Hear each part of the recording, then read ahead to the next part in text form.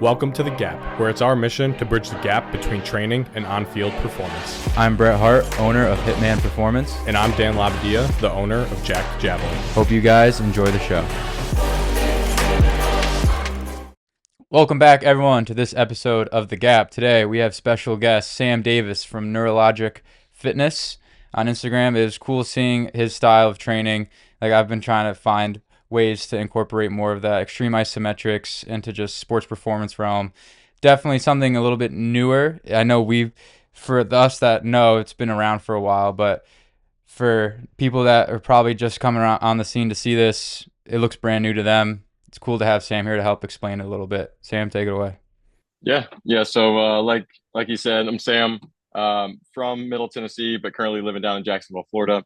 So I am a certified strength and conditioning specialist, CSCS.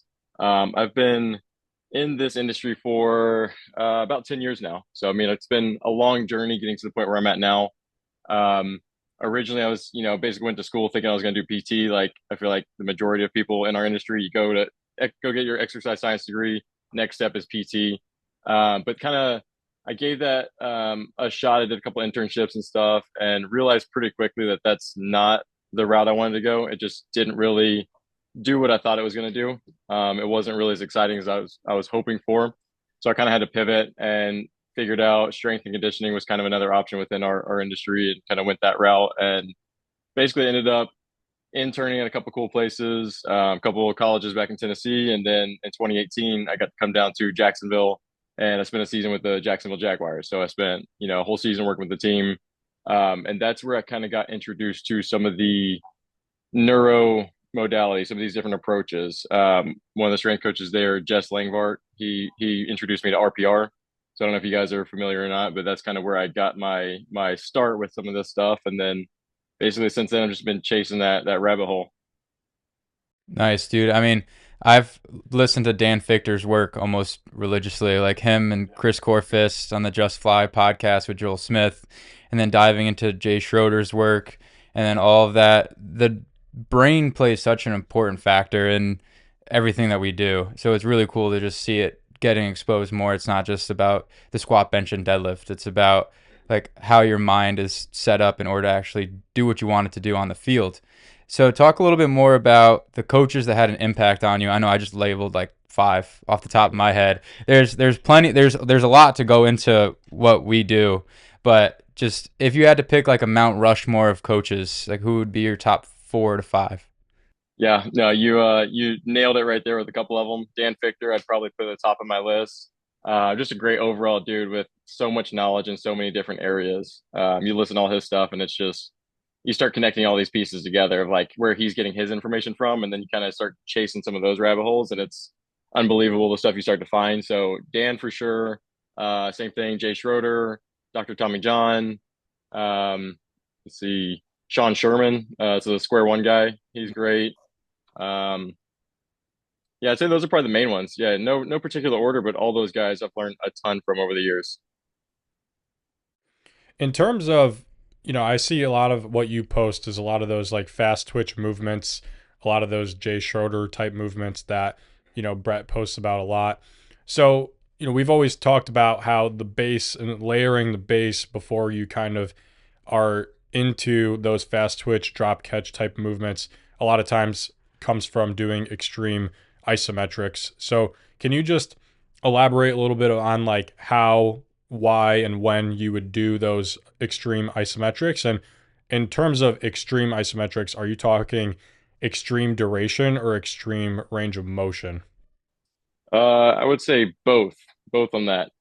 It's one of those things, just like with any other technique or modality, it's something you kind of need to introduce and program accordingly based on that athlete in front of you. So it might start off with not being a super long duration, but the goal is to definitely build up. So my thought of iso extremes, it's essentially kind of like what you were saying. You're getting into a position that is very uncomfortable. It's meant to be in range of whatever position. So, most of the time I'm doing, a lunge, a push up, like just basic movements that people do already, except going to that full in range position. And then you're actively pulling harder into that position. You're trying to get deeper into that position throughout the entire time you're in that hold. So I think most people in our industry are more familiar with the other types of isometrics, right? Like they're doing yielding, they're doing overcoming. So, they're thinking like either you're under a barbell pushing against the rack, trying to move something that's not moving, like a overcoming iso, or yielding where you're just kind of hanging out in a position and you are essentially just resisting gravity, right? Like you're just trying to maintain that posture in that position. With the iso extremes, it's more similar to the second option, except you're adding that max intent to it. So you're pulling into position rather than just hanging out. So I think that's the big difference. That's the thing that people screw up all the time is they're just hanging out in a position. And that's still good for like, tendon health and so many other little things. But like to get the true performance aspect of it, I think you really have to focus on the intention of the movement and actually doing the thing you're supposed to be doing at that time. What are some of those performance attributes that you might get from doing an extreme isometric? So, I mean, there's tons and tons, but I mean, the first one that come to mind is basically the ability to maximally lengthen or shorten the muscle. So think about like if you're in a push up, you are pulling down as far as you can. You're going beyond the point of extension of opening up the chest on the front side and shortening on the back side. You're significantly further into that position you normally would be doing a push up or a bench press or anything else because it's max effort. You're squeezing as hard as you can on the back side, which forces the pecs to have no choice but to lengthen maximally. So just being able to get in the in range, I think, is huge. Teaches muscles how to be able to be contracted powerfully and full through that full spectrum of that length. Also helps with just like general motor recruitment. So being able to be in an iso lunge and pull through that front hamstring, that allows you to learn how to engage that muscle properly where you can maximally contract, just ramps up the CNS. It basically allows you to recruit more muscle fibers in that specific area. I mean, it's you could probably come up with 30 different things that are potential benefits, and I don't even know all of them, but like you do it and you feel different. Have you have you heard of the PIPES acronym by Dan? The PIPES, the physiology, intent, psychology, emotion, and spirituality. Like that's why I really like them. Like the extreme isometric. Yeah, you can label all the physical benefits you're gonna get, but you're training so much more than the physical. Like with an athlete, like you're training their emotional state, their spirituality, their mental state, like how they go into it. And I've noticed with myself on extreme isos, if I'm not fully present and like really wanting to do it, I'm much more likely to quit a lot sooner. And like even before it, and I caught myself doing that yesterday on a push-up extreme where I had like the slight moment of doubt right before I went in and I stopped like a minute shorter than I normally would have, which I think is really interesting and really cool too. Is like there's so much more that goes into that specific modality of training. Yeah, I completely agree. I mean, like it's kind of like what you think of when you think of your middle school football coach screaming at you to just run endless reps and reps and reps to the point of exhaustion, just trying to make you mentally tough. It's like getting the same mental aspect without the negatives that come along with all that volume. Because really, think about an isometric contraction. It's like you are stimulating the nervous system, but it's not putting a ton of stress on the tissue because it's not going through that lengthening portion of the movement. It's just holding, right? So like you can get the mental aspect, the physical stuff, like everything positive from the CNS perspective without having to load up on a ton of, DOMs and having all these negatives that come along afterwards, like you would get in a traditional lift or even just a ton of running, right? And then something I would just like to note before we ask you a little bit, because you touched on Sean Sherman and Square One. I want to get back to that. But Joel Smith had something. I don't know if you ever done the Elastic Essentials course. It's a great course. Like I recommend it to anyone that is really going into his work. But he had a module on hanging. So we know like hanging's great and everything. Again, talking about physical attributes, but he linked multiple studies saying that people that can kind of grit their teeth and go a little bit longer on the hang also resulted in a little bit more mental resilience. I think mental toughness gets that bad rep of, like you were saying, the middle school football coach running you until you throw up, and everyone's like, "Oh, mental toughness." It's like not really, but it was cool to see that the transition from the hang to actually getting some type of mental response as well. And at the end of the day, that's what we're trying to do with athletes. But going over like the central nervous system and the brain and how it all plays a factor. I don't know if you know Zach Jungles. Yeah, Jungles is the man. But he did Square One on me over a FaceTime. I hurt my back really bad. And after a day, he did a couple things to me. I still don't know what the hell he did, but I was able to bend at my waist, like get pretty deep into a hip hinge, squat no pain, walk around without a PVC pipe in a day, which is crazy. So go a little bit, go into square one. What Sean Sherman preaches: the what, the how, the why, and how you use it with your athletes. Yeah, cool. So yeah, I mean that's awesome to hear with Jungles. He's a great dude. And I know him and Slater and some of those guys, they definitely dabble in doing square one like virtually doing that kind of stuff. I haven't gotten into that as much. I tend to prefer just being in person with somebody. But I mean it's just cool to see like it can be that powerful and it's not like a traditional modality or anything where you got to be hands-on doing like tissue work or anything. Like it's truly just addressing the nervous system, which is incredible. Um, so my thing with square one, I'll try to explain it. It's not easy to explain, and sorry, Sean, if you're listening, I'm going to butcher this. But it's basically the way I think of it. It's like a framework. It's a method that allows you to interview the nervous system. You can kind of use muscle testing to identify what things are currently causing problems for your brain and your nervous system. So I like to think of it as like every stimulus that comes into the body is kind of brought in through all the sensory systems, and your brain it perceives every single stimulus as either good or bad, like it's either safe or it's threatening, right? So that's where you kind of think about like the parasympathetic, sympathetic, like fight or flight kind of stuff. So if you have all day long all these stimuli coming into the body and they're all things that your brain's perceiving as bad, you're going to typically have some bad motor expressions. Like you're going to have pain, you're going to have weakness, you're going to have crappy balance, coordination, like anything you can think of that's a negative motor expression.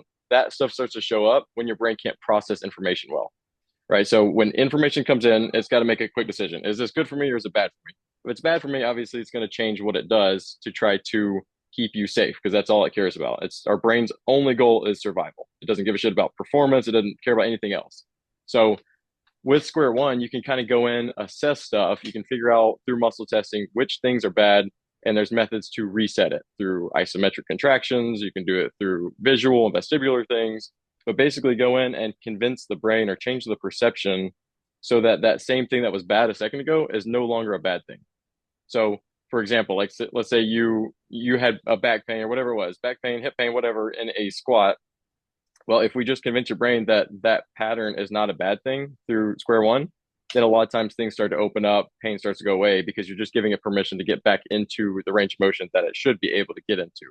So kind of it removes that protective mechanism in a way where it kind of restores you back to baseline, if that kind of makes sense. Yeah, I mean, it makes sense. It's just something that I've seen pushback on. Like Jungles is big on posting on the story of anyone that disagrees with it, which is pretty funny. But like, do you do just square one and no other form of rehab that's used is like actually training the tissue, or do you use square one to kind of get the nervous system to allow movement to actually be expressed, and then that helps the rehab process as well? I've absolutely done both, and I still do both. So like typically, if it's pain, like pain specifically, 9 times out of 10, we're going to get rid of it with square one, like the first one, two, maybe three sessions. Like we can change perception of pain because pain is, I don't want to say it's made up, but it's literally something that comes from the brain. Like there's so many research studies out there showing that you can have 100 people, that can all be asymptomatic, no knee issue whatsoever, do an MRI, and 80-90% of them have a diagnosable knee issue. They have structural damage that could justify surgery or whatever rehab type stuff, but they don't have pain. And then vice versa. Sometimes people have pain and there's no damage. So like when you start looking at stuff like that you understand that pain is not necessarily a bad thing. It's not something that means that there's something wrong. It's just your body giving a little signal. It just tells you that it wants some change. It's trying to give you some input to say, hey, I need some more awareness. I need some more stimulus. I need something to help change, fix this, and then it goes away. So with square one, a lot of times if it's something simple like that, we just clean it up right then and there. They're good to go. They go on with their life, and I never see them again. 3 months later, oh, pain's gone, still good. Like, you know what I mean? It's just something that's fixed easily. Now, if it's something that is more a deeper thing, like more just like there actually maybe is some range of motion issues, some structural things going on, then yeah, definitely I try to incorporate both of them. So I'll start off with square one, basically reduce threat to the brain, and then start loading up on more of like what I would typically do for rehab as well. So kind of like start blending at that point. Do you follow the barbell doc on Instagram? I feel like I do, but I can't think of it right now. Like I don't know what he's been talking about lately or anything. Yeah, so he's actually from Connecticut too. So a big thing that his whole business model and like his whole training facility is essentially going against like traditional physical therapy and just babying people back to the weight room. And Brett and I come from the throwing background, with Brett being a baseball player. I'm a javelin coach, or Brett was a former baseball player. Very former, yes.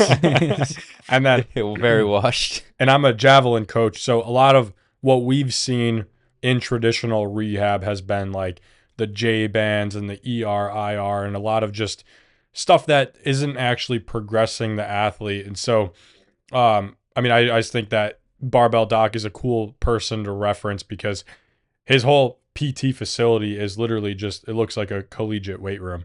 And so it's like, it's really cool. And so, um, kind of taking that approach versus the traditional babying it approach, almost like how are you rehabbing your athletes or getting them back to play, or even if they're gen pop, like how are you going from, all right, you got surgery or an injury, and then progressing them to be completely fine, and not only just fine but at a maybe elite level, because a lot of times people that have to be at a higher level, like lifting hundreds of pounds or throwing a ball or a spear really fast, are going to need a little bit different than the general person. So just kind of elaborate on that a little bit.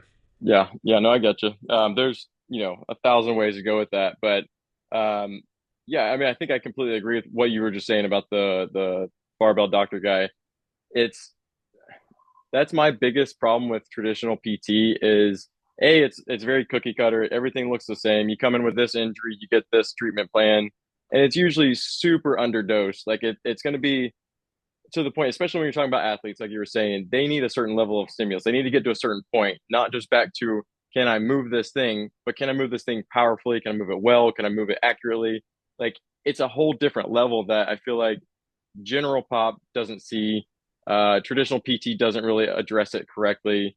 It's just I feel like they try to play it too safe. Like they kind of have, and some of that's based on like insurance. There's so many factors that kind of play into this, so it's hard to say like this is the problem. This is how you fix it.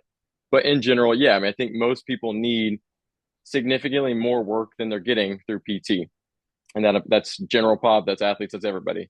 I kind of take a Dr. Tommy John approach with helping someone with injuries and pain, where it's basically we want to get it moving again as quickly as we can. Okay, so if it's a fairly acute injury, it just happened yesterday, like the sooner we can get it moving, the better. And so traditionally, people are going to say like, oh, you need to ice, you need to go rest, you need to just basically dull pain and try to keep it safe. But really, like all the research coming out the last few years, that's probably 10, 15 years, saying like icing, we need to cut that out. All that's doing is actually screwing up the healing process. And you go to any high school and they're still giving it to every single athlete that comes in with something sore. Resting it, like if you just sit around and lay in bed, that's not going to fix anything, right? Like Yeah. you're just sitting there with no benefit. Like you need to be moving that joint as much as you can. So similar to Tommy John, it's like if we're talking about like an elbow, like you need to be able to go through whatever range of motion you can through flexion and extension, trying to keep it within a range where it's minimal pain, but do hundreds and hundreds and hundreds of reps of that with high intention, like not just sitting there like casually moving your arm, but you're really thinking about squeezing that bicep, relaxing the tricep, and vice versa. Like you need to stimulate the tissue to get those receptors back online. You need to get it kind of woken back up. So I do think the typical progression I would look at is basically get range of motion back, get it moving through, like I just said, lots and lots of volume. And then once you can start getting to the point where it's moving well, then you need to start loading as soon as possible. You need to get back to the point where it needs to be stronger than it was prior to the injury, right? Because that's the thing. It's like if you look at research on ACL injuries, if you have an ACL injury, have it repaired, you're 2 to 3 times more likely to have it happen again. Like, what does that tell us? Does that tell us that it's weak, or does that tell us that the surgery was ineffective? I think they probably went in, fixed up that tendon or that ligament. It's probably just as strong or stronger than it was prior. But the problem is they never touched the problem. Like, why did it get hurt in the first place? Probably because it wasn't loaded properly or they weren't able to move properly. So you go in and fix that, and then you're less likely to have those injuries reoccur, in my opinion. So you have to not just build back up to where you were, because that's not going to do you any good if it's just going to happen again. You need to be stronger than you were, move better than you could previous to the injury. And I think that goes for general pop athletes, anybody. Like you need to get significantly more into it than what regular PT's doing. Yeah, and that's what I was telling you over DMs a couple days ago is how I had that Tommy John surgery 6 years ago. And my Tommy John, for those of you who don't know me, that surgery was like a clean slate for me. And when that's what started my strength and conditioning, nutrition, javelin coaching venture, right? That's when I was 20 years old, that was when the switch flipped. And that's when I was like, all right, the elbow tore because I lacked the pliability in my forearm. I had no external rotation in my shoulder. I had no hip shoulder separation in my throw. I was overweight and I couldn't learn how to relax in the throw. My throw was too active. So I addressed the entire situation and I never really had any problems with the ligament since then, right? Now, going back to telling you about how my issue is now with the bone spurs and stuff like that, the doctors are actually telling me that that is those 3 bone spurs that I have now that I'm getting removed in 2 months, that is a result of the fact that I actually threw with the torn UCL for a season and a half before I got the Tommy John surgery.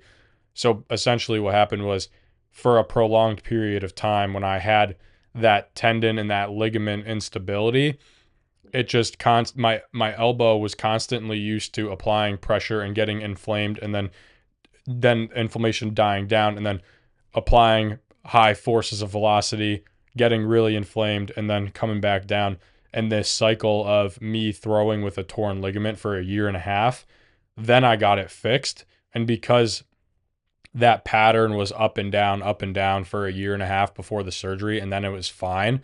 Then after I had the surgery, I returned to that higher level of performance, but I didn't have the stability issues anymore. But because I had the before the surgery, that's what is allowing the bone spurs to essentially grow because it's still getting that signal of instability and my throwing intensity is a lot higher. And so they said that they see the bone spurs pop up more frequently in people that have ligament damage for a prolonged period of time before the surgery. Gotcha. Yeah, that's interesting. I don't know a ton about like all that kind of stuff, getting into like bone and all that.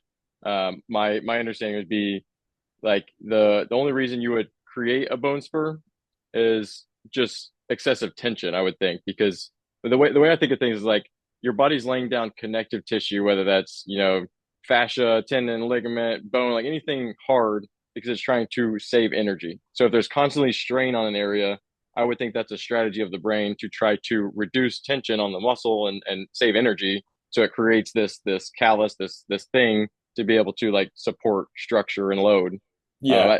I could have just made that up. I don't know. No, I mean you're definitely on the right track from my understanding of because I've dove into some Tommy John stuff as well, Dr. Tommy John stuff, like thinking before I got it diagnosed, like, is this a scar tissue thing? Is it bone spur, whatever? And a lot of times what happens is, and my doctor confirmed this, was that essentially the body senses that there's that instability in that area and the force that you're applying to it, whether it be through me Olympic lifting or throwing, that force was too much for what that ligament or that joint could handle. So it sends the signal to grow extra bone and lock it up so that you're not able to repeat that movement more and more.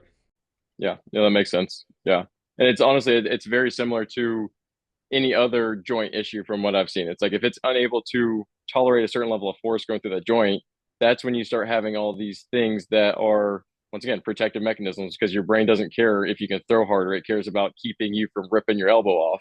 Like Yeah, it just wants to protect something. So it's going to either give that red flag, wave some pain signal, or it's going to start locking things up around that area. absolutely. So with a lot of athletes, they want to throw harder, they want to sprint faster, but their body, like you guys were just talking about, is like not allowing them to do that. Like they're almost like they're safeguarding it. Like how do you go about getting an athlete that wants to be a high performer, wants to sprint really fast, jump really high, throw harder, whatever it is, but they just can't seem to get past that like mental barrier that's shutting their body down.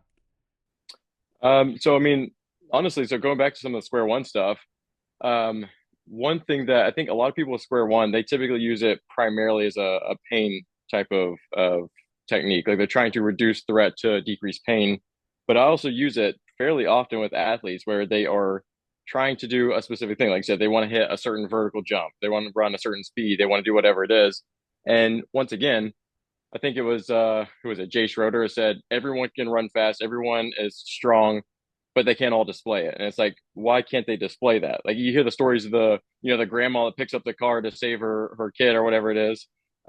It's like our bodies are extremely strong, extremely powerful, but it doesn't if it doesn't feel safe expressing that strength or that the velocity, why would it? Because it's at risk of causing problems, right? So with square one, I've had kids literally, we're testing vertical jump. They get, we warm up, do all their stuff. They hit a certain number, and then we just do 3 minutes of some square one, and they get 2 or 3 inches higher right then and there because essentially we told the brain that it was safe to do so. Because once again, Dan Fichter talks about it all the time. Like if your brain doesn't feel safe landing from 40 inches in the air, why the hell would it let you jump 40 inches in the air? You're going to hit the ground and get hurt, is what the brain thinks. So what's the point? It's going to cut you off at 35. Right. So a lot of times I'm using square one early on to kind of reduce the threat, make them feel safe doing the thing they need to do. And then we start getting into the stuff we talked about earlier. We're loading ISOs, we're doing traditional strength work as well. But as they get stronger, as they progress, and obviously it's going to vary depending on like the demographic, how old they are and their training age and everything. But generally we're looking to increase how much force they can handle, whether that's absorbing force, holding force, producing force. Like we just need to be able to have them tolerate more overall force. And we'll venture off into a lot more stuff like we talked about earlier, the drops, the rebounds, the catches, all that kind of stuff is great once they've established certain baselines. They got to be able to do certain things before they get to that point, right? Yeah, I wanted to ask you about Jungle's post that he just had where he didn't like warm up. He just went right into sprints, but he did RPR. And I don't know if he did any square one, but he probably did. He probably wakes up and does it. But like, how do you get, because I was classic strength and conditioning background, exercise science, like taught like the ramp method, how to properly warm up before a session, spend 10 to 15 minutes, getting the heart rate up, making sure everything's activated and mobilized.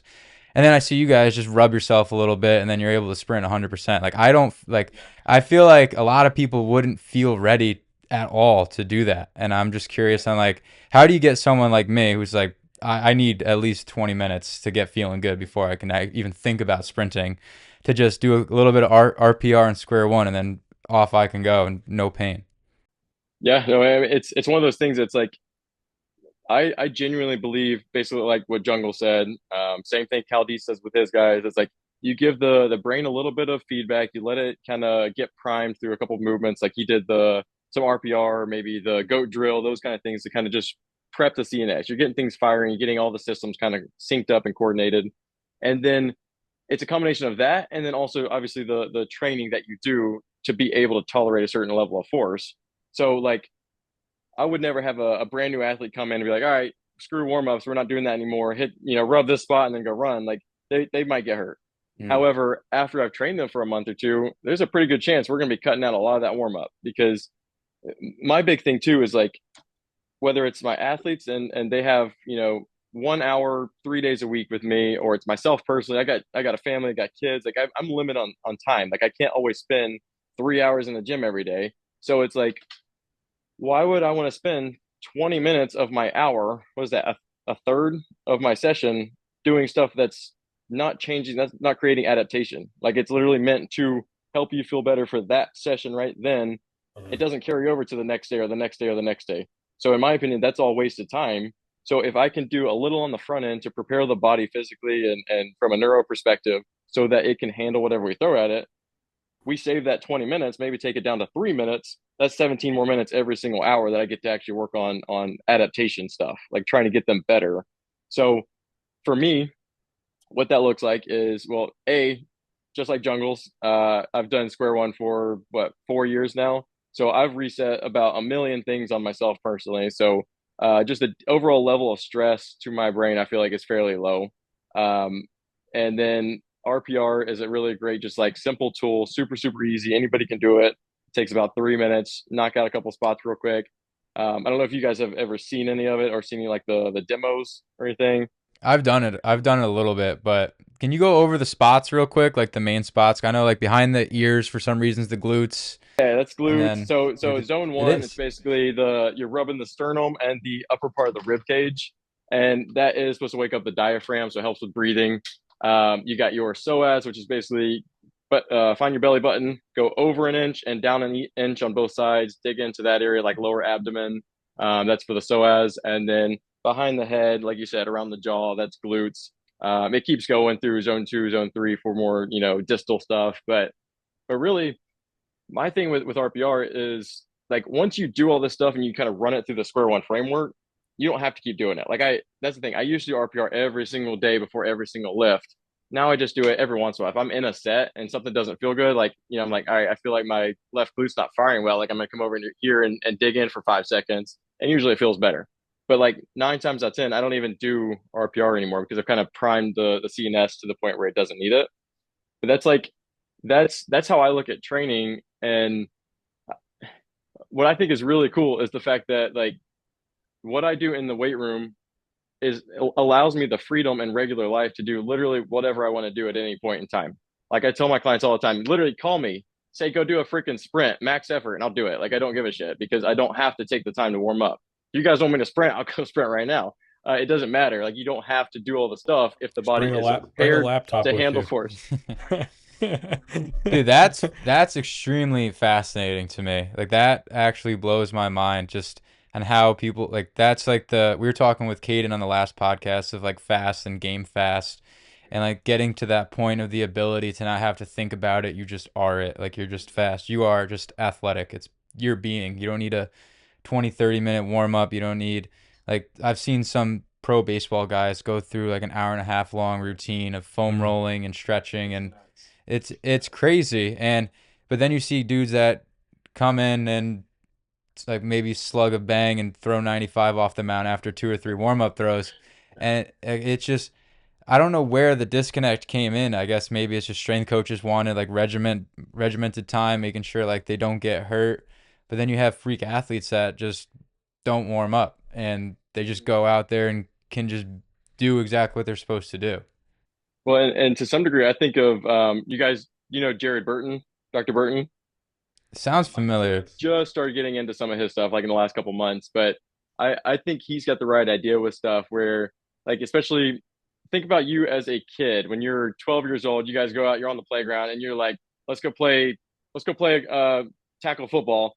And you play for 2 hours straight. You didn't warm up, you didn't do anything, you didn't prime yourself, you didn't freaking get tired. You just go and go and go and go. It's like it's because you're having fun. Like I think a lot of it comes down to the mindset. It's not just because they're kids and we're old. It's like changing the mindset to where it's like I'm not fragile. I don't have to do these things. I don't need to be tired because I'm just having fun. Like I'm like even you guys, you go play pickup basketball or something, whatever you like to do, you could play all day. Like it's fine. But you're telling me as a strength coach, you can only let a kid run 3 10-yard sprints and then they're cut off. That's too much CNS fatigue. Like bullshit. Like it doesn't make any sense. Yeah, I mean, I think that for me, actually, Dr. Heenan, who Brett and I know because he's another Connecticut guy, but he was the first person to me that showed me that your ability to like warm up and a lot of that stuff, like how fast you're able to warm up and get after it, is a lot of that CNS issue, right? So, what I actually noticed for myself was when I was after college and I started working as a strength coach, my training volume was a lot lower but my intensity stayed about the same. And I was able to warm up way, way, way faster and do some of those things that you're talking about, where like if I was going to sprint one day and say I was going to do 5 sprints, all right, I would just do 3 warm up sprints. And that was like my warm up. And then I was able to pretty much get into it right away. Or if I'm doing a back squat or a bench, like I would do a couple of priming mobility movements and then be able to do like maybe a medicine ball set, a set or two of medicine ball slams, and then get right into it. It took me 5 minutes compared to when I was in college after Tommy John surgery, when I was first learning about all that mobility stuff. I was spending like 45 minutes warming up, an hour warming up, because I don't know if it's because I was new to it, so I had a lot of room to make up in that category, or if like mentally maybe I was going through the movements slower because I didn't have them just like in the back of my mind yet. But I would warm up for an hour and then I would train for like 3 hours, right? And then I got to the point where now, in my mid 20s, I'm able to warm up in 5 to 10 minutes and then still lift and sprint and jump at the same, if not better level, and not have to worry about warming up as much. And I think that that's due to, all right, I get my session in 60 to 90 minutes now instead of 3 to 4 hours a day. So my overall training volume and fatigue is just a lot less. Hmm. Yeah, and that's great. I mean, that just sounds to me like as a whole, you're more efficient. Like just as a person, like you're more efficient if you can get the same work volume in a half the time. Like, sounds like a win to me. Yeah.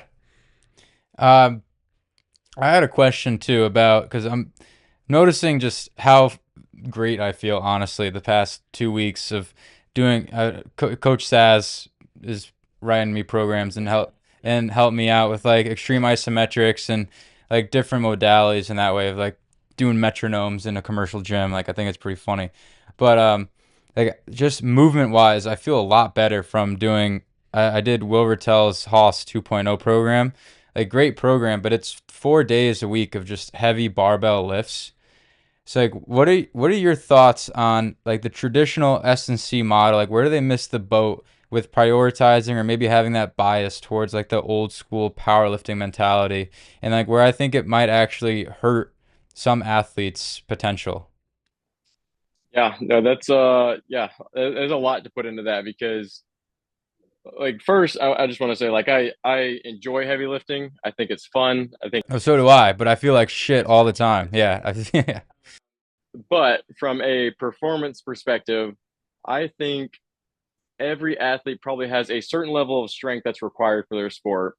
And anything beyond that point is no longer benefiting them. And strength coaches are so caught up on chasing numbers. They want to see their squat go up, their bench go up, because that in their mind correlates to better performance. When in reality, what I've seen, what I think is going on is I think heavy lifting, as great as it is for teaching the body how to produce force, it it actually dulls the nervous system to the point where you're more susceptible to injury. I really do think that heavy lifting only, like programs that do just like you said, 3 4 days a week, just crushing you. I think that is what's putting kids at risk of injury right now. Because in my mind, when you think about, when you're on the field, court, whatever, the levels of force going through the body are very high and they're very fast, right? When you plant your foot, even just sprinting, just a regular sprint, I forgot the exact number. They say it's like what, 5 to 7 times your body weight on one leg. I think it was even a little higher. I thought it was 9, but yeah. Either Yeah. way, it's a ton of force going through the leg in what, a millisecond? When that foot hits the ground, that spike in force goes up and then it's gone. Like it's quick. There's nothing in the weight room anywhere near that. We're not doing that unless you start getting into some of the rebounds and catches and stuff. We'll talk about that later. But my thing is like it doesn't matter if you're training power, speed, strength, whatever, wherever you are on the velocity curve, it doesn't matter because none of that stuff is producing force or teaching to absorb force at a level of speed anywhere near what we need for sport. I think it's slowing down the ability to contract muscle fiber. I think it dulls the nervous system. So that's my biggest thing is like, I just don't see how the last 30, 40 years we've been just so hyper focused on strength and just seeing injuries go through the roof and not starting to, figure out maybe there's a little connection there. Like we just stop and think about it. It doesn't really make sense. I do think going back to what you're asking, is like, I think there is probably a decent way to blend the two. Cause I also think that you need to be able to have a certain capacity, especially if you're a contact sport like football guys. Yeah. You need to be able to just lift, throw some weight around, right? You're not going to get that just by doing solely ISOs, in my opinion. You're not building the capacity to absorb force to the same level as what you would experience on the field from that perspective. So I do think there is some benefit there for certain sports and everything, but I still think a lot of that stuff should be off season work where you're building hypertrophy and strength, and then in season needs to be very, very little weight, in my opinion. All reactive stuff, really. We're so focused on the concentric, like trying to train the the side of the equation where you're thinking about what you're doing. We need to train the reactive component of it, where it's the eccentric, quick spike in force. Your body does it without thought, right? Because that's what happens on the field. You don't think about, oh, can I stop my leg when it hits the ground when I'm sprinting? You think about putting force on the ground and freaking running as fast as you can, right? Like that's what we need to be working on all through the season, in my opinion. Yeah, that's a big shift that I had was when I was 24. So I started coaching at 21 for javelin my senior year of college. So I started working with two kids. In the first 3 years, I was all about squat, bench, deadlift, static mobility, and then we would do Olympic lifting as well. So the two kids that I was working with for those first 3 years, they had jumped up 11 meters and 13 meters in those 3 years, right? But they got to the point where they were able to both bench 315, deadlift like over 450. One of them was squatting 500, the other one was squatting over 405. And so, and their power cleans were above 315 as well by the time they were entering their senior year. Then when I was 24, like 3 years in, so this is going into their senior year, I was now out of college. It's when I started working with Brett and we started introducing a lot of this drop catch, Jay Schroeder, Adam Archuleta type movements. And I was like, guys, you guys are strong enough at this point. Like, we got to focus on one, javelin technique, and two, being more explosive and reactive and unilateral. And so we would do a lot of split squat isometrics, split squat, dumbbell jumps, reverse lunges, and then upper body. We're doing a lot of drop catch and reactive type bench press movements. And that year, one of them improved 10 meters in the javelin and the other one improved 7 meters in the javelin. And so I always looked at that as like, that was really cool for me to see how, not only did both of them end up improving 20 meters in their career with me, but they both had their biggest jump their final year. And I attribute a lot of that to what Brett taught me about being like, dude, they don't need to keep getting better at the bench, squat, and deadlift. Like, they're not power lifters, right? So we introduced some of these other things and even gave them the mental capacity to be like, listen, you're strong enough. We don't need to keep chasing these numbers. We need to reallocate some time and energy into the other movements. And they ended up having the best year ever that year. Yeah, that's spot on. That's exactly what I'm thinking. Yeah, it's like there's definitely a certain level of strength. And if you have like if you're working with guys and you know you're going to be working with them for years and years, like especially a college setting or anywhere where you have access to them over and over, that's great. Like you can track that progress. As soon as they start to plateau, it's like, yeah, they need something different. Just doing the same thing at that point, it's not working, right? That's when you start changing. And that's great. That's spot on. I think the getting that baseline level of strength is definitely important with a lot of athletes. And like even I don't know if you listened to the Adam Archuleta's podcast with Tony Holler and Dan Fichter, that one. But something that blew my mind was Adam was like, yeah, the first 2 years we did Bulgarian. I was like, that's crazy. Like you're doing the Bulgarian method just for 2 years straight. The fact that he didn't get hurt almost makes it seem like there's no wonder why he became a freak that he was, because the shit Jay had him do was absurd. Like, hearing it from like the athlete perspective is so funny because like he definitely doesn't understand the why behind a lot of it. He's just like, yeah, this is what we did. But how would you go about? So you're saying like you have someone for like a long period of time. Like when would be like what is strong enough in your opinion? Like let's hear some numbers. Like what do you think? Because there's the 2 times body weight or the 2.5 times deadlift, whatever, like random arbitrary number statistics in the sports performance world. Like where do you cut that off of like, all right, this is strong enough. Let's do something else. I don't have an exact answer for that. I don't know like a number because what a swimmer needs compared to a football guy, it's like if they're 10 years old versus 24, like it's who knows. I don't think there is a true number. I think it's more what Dan was saying about like as they progress and you can see the correlations from the program that you're running and their performance on the field or whatever sport they're doing. At a certain point, if it's not going up, then that's probably it. Like if you're doing strength work for the first 2 or 3 years and they're getting better and better and better, that's great. Keep doing it. I would also implement some of the other things.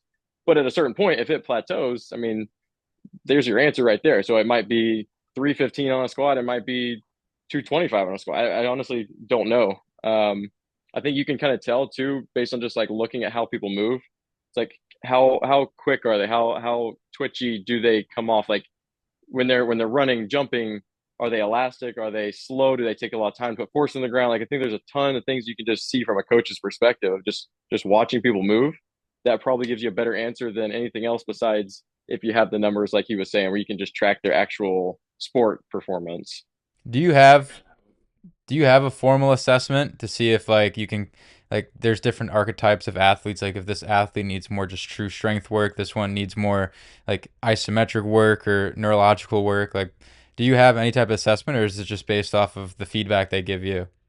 Mostly feedback and just watching them. I do like the approach that Cal Dietz uses with timing gates. So you can look at someone's basically like have them run a 30-yard sprint, and you can look at their 0 to 10, their 10 to 20, 20 to 30. Like look at the different intervals, and you can use those numbers to figure out like, all right, they suck at that starting strength, which means they probably need more isometric stuff. You can look at them and say like, okay, they put a lot of force in the ground early on, but it takes a lot of time on the ground. You can kind of see if they're more muscle driven, more tendon ligament driven, and kind of that kind of thing. But a lot of it at this point, I just kind of eyeball it. You can look at kids and just see like, all right, you need plyometrics. Like you're taking way too long on the ground. So some of it's just experience. Okay. Yeah. Good. I mean, that was just like, in my head because I know in the traditional strength and conditioning sector, like I was talking with Kaden in the last episode about how everyone likes the structure. And so like if you're working in like a professional setting, you have people above you, you it it's not always acceptable to just be like, yeah, I'm eyeballing it. Trust me, I got it. Like these guys are getting paid millions of dollars and stuff. So I just wanted to ask, just because I know that there's younger strength coaches that might pursue like in the private sector world. Yeah, you can just be like, this is how I do it. But I know in that realm, you have to be much more like structured. Yeah, if I were on a team setting and they had the funds, I would use timing gates, I would use force decks, and I would use a 1080 sprint. I would want all those metrics to see actually like how much force is put into the ground. We're looking for asymmetries. We're looking at time to develop that force, RSI, like all the different numbers out there that tell you basically what they're doing. I just don't have all that stuff right now. So I eyeball. Yeah, neither do I. I mean, I got some OVR jumps and timing gates, but Yeah. Yeah. I'm and gonna make then you run faster, and that's good for me. did you get that from Triphasic too? Which part? The timing gates one. Was that in Triphasic too? So Cal has talked about that for a while now. I remember probably 2 or 3 years ago at least. He had a YouTube video on it, and he has like I want to say on his website or somewhere you can actually find a calculator where you can literally plug in the numbers and it'll tell you what phase of triphasic to jump into, Mm. which was really really cool to hear him say in one of the I think it was on a podcast I listened to. Basically, he was saying that like most of his career and how most strength coaches do it, they will start everybody at the same block. Everybody's doing the same thing, progressing together through the season. And you'll start to notice that some guys respond really, really well to it. Some guys maybe get a little better, stay about the same. Some guys might even get worse. And it's because, yeah, they're all totally different people. They all have different capabilities currently, and they might all need a different loading structure. So he talked about using that method of breaking it down into the phases of that sprint so that you can see, all right, so this group of kids were in this category. They need to start off with isos. So their first block is isos. But this other group is going to start off with eccentrics. The other group's going to start off with concentric. And it's based on like what they need at that point in time. And then they would reassess after that block. And some kids might still need that same block again. Some kids might switch to a different one. So like if I had the resources, that's 100% the way I'd be doing it. It's like if you can see exactly what they need based on the numbers, yeah, that's what you should be chasing for sure. That sounds like an absolute nightmare to try to set up in a collegiate weight room. I haven't had the luxury of going to his weight room yet, but I've heard it is. It's color coded, I'm pretty sure. Like it's like everything has like a color button and your sheet has the color for what you're doing. Well, he does like the performance cycling where you'll have one set is like 15 exercises, and everybody just running through them and then cycling through. It's nuts. I don't understand, but I'd like to check it out one day for sure. Yeah, me too. Controlled chaos is definitely the best way to put that. Good. Got nothing else? All right. Well, that's all we got, Sam. Anything else you would like to add, or? No, just for all the people out there listening, just keep on doing what you're doing and start questioning some of the things that aren't working. If it's not working, don't be doing it. Thanks for tuning in. And if you enjoyed it, please leave a 5-star rating and review and share the show, because the only way that this show grows is if you like it, share it, and tell your friends and family about it. New episode every Monday.